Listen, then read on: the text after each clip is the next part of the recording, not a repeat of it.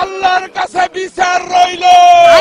বিড়াল উপরের দিকে তাকাতে একটি রকেট দেখতে পায়। দৌড়ে গিয়ে রকেটে উঠে চাঁদের উদ্দেশ্যে রওনা দেয়।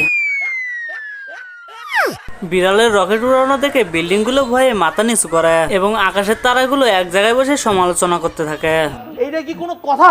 বিড়াল অনেক কষ্ট করে চাঁদে আসার পরে সেন্সলেস হয়ে যায়। বিড়াল ঘুম থেকে উঠে বলতে থাকে, আজ আমি অনেক খুশি। আলহামদুলিল্লাহ। একটু ঘাড় ঘোরাতেই দেখতে পায়